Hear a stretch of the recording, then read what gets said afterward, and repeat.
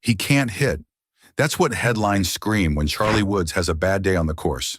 The son of golf legend Tiger Woods can't escape the spotlight, even when he's just trying to learn the game like any other teenager. But the golf world won't let him be normal. They're watching his every move, analyzing every swing, and it's time we talked about it. Charlie Woods was born on February 8, 2009, to Tiger Woods and Elin Nordegren in Orlando, Florida. Now 16 years old, he's been around golf his whole life. He often went to courses with his dad from a very young age. His interest in golf grew stronger during COVID when team sports like soccer were limited. In 2020, at just 11 years old, he played in the PNC Championship with his dad. This made him the youngest player ever in that tournament, and they finished fifth.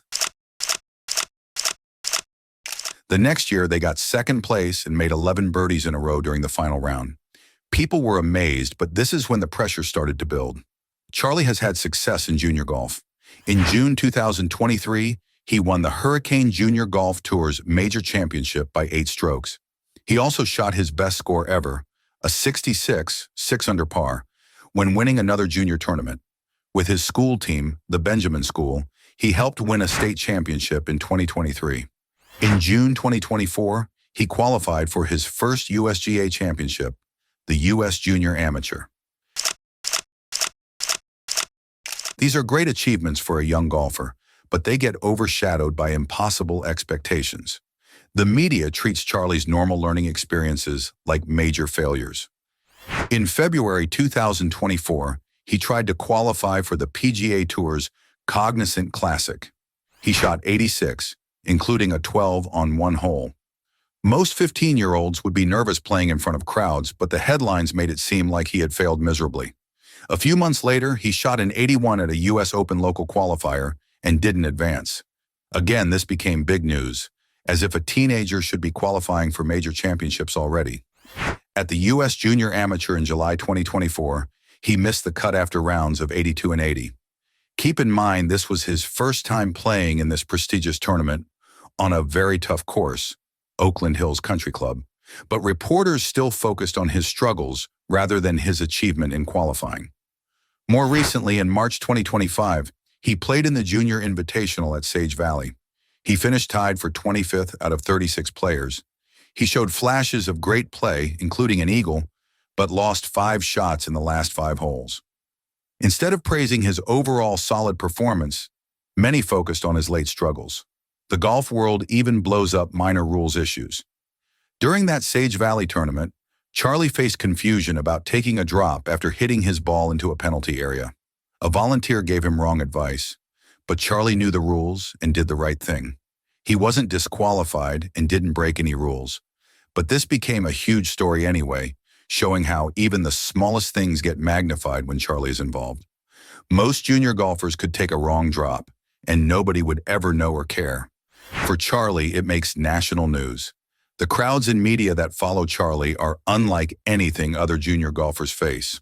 When he played in the Cognizant pre-qualifier, the atmosphere was like a professional event, with reporters and spectators everywhere. How is a teenager supposed to focus with all that pressure? His high scores in these events likely reflect the immense stress he's under, not his true skill level. Perhaps the most unfair treatment comes from constant comparisons. Charlie is always measured against his father, arguably the greatest golfer ever. Every swing, every mannerism, and every facial expression gets compared to Tiger. When Charlie shows frustration after bad shots, critics say he has his dad's temper, as if teenagers aren't allowed to get upset when they make mistakes. There's also the weird comparison to Kai Trump, granddaughter of Donald Trump.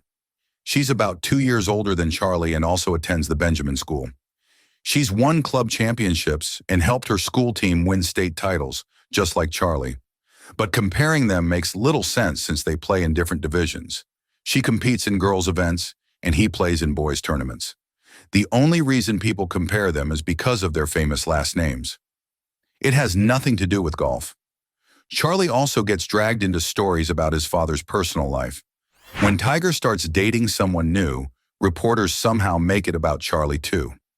No other junior golfer has to deal with this kind of invasion.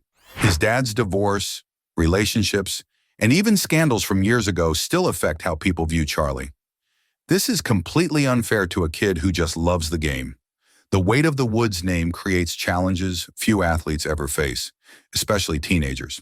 Commentators pick apart Charlie's game through the lens of Tiger's career, setting a bar that's impossible to reach. Tiger won his first major at 21 and became the best golfer in the world. People seem to expect Charlie to follow the same path, which is crazy. How many sons of sports legends have matched their father's achievements? Very few.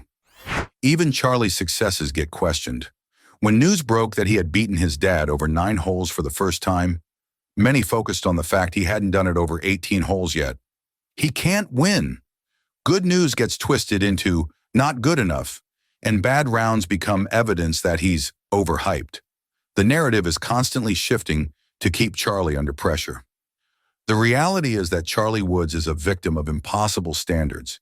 He's a talented junior golfer who would be celebrated if his last name wasn't Woods. He's won tournaments, qualified for prestigious events, and helped his team win championships. For any other 16-year-old, this would be an amazing start. But for Charlie, it's seen as disappointing because he's not already winning professional events like his father did. The golf world needs to let Charlie develop at his own pace. Tiger has noticed improvement in every facet of the game and mentioned Charlie can drive the ball over 300 yards. These are signs of a promising young player. If he were anyone else's son, we'd be talking about his potential, not his failures. When Charlie plays in junior tournaments, the media attention is unlike anything other kids face. Reporters analyze every shot, every club selection, and every interaction with his caddy. They scrutinize his body language and make assumptions about his mental state. This kind of attention would be hard for professional players to handle, let alone a teenager still figuring out who he is as a golfer and a person. Social media makes everything worse. When Charlie has a good round, videos of his swings go viral with comments about how he's the next Tiger. When he struggles, those same platforms become filled with harsh criticism and even mockery. There's no middle ground. He's either a prodigy or a disappointment. This black and white thinking ignores the natural ups and downs of golf development. Golf analysts should know better. They understand how difficult the game is, how many variables affect performance, and how long it takes to develop consistency. Yet they seem to forget all this when discussing Charlie. They hold him to standards that even professional golfers would find challenging, simply because of who his father is. The scrutiny of Charlie's equipment choices is another example of the unfair treatment. When he changes clubs or tries different setups, it becomes news. Other junior golfers experiment with equipment all the time as they grow, and their swings evolve. For Charlie, these normal changes get analyzed like major career decisions. Charlie's relationship with his father gets constantly examined too. When Tiger caddies for him or gives him advice, people criticize as if Tiger's pushing him too hard.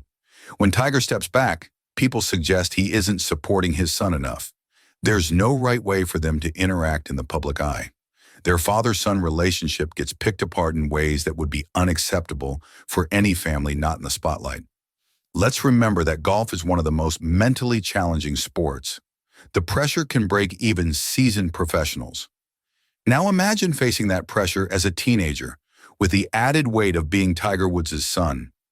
The fact that Charlie continues to compete and improve shows remarkable mental strength and love for the game. The Benjamin School has provided some normalcy for Charlie. Being part of a team, celebrating shared victories, and developing alongside peers without the intense individual spotlight has likely been a healthy balance. His high school environment seems to be one place where he can just be Charlie, not just Tiger's son. The expectations placed on Charlie are simply unfair. Tiger Woods is a once-in-a-generation talent who changed golf forever. Expecting his son to follow the same path sets Charlie up for perceived failure, no matter how successful he actually becomes.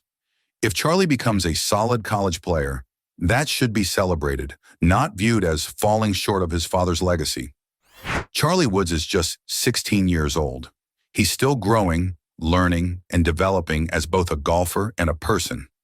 He's already accomplished things most junior golfers dream about. He's even beaten Tiger over 9 holes. Instead of criticizing his every move, We should be impressed by his resilience in the face of such intense scrutiny. Would you survive this kind of pressure at 16? Think about that before judging Charlie Woods. Like and subscribe if you want more golf content, and leave your thoughts in the comments below.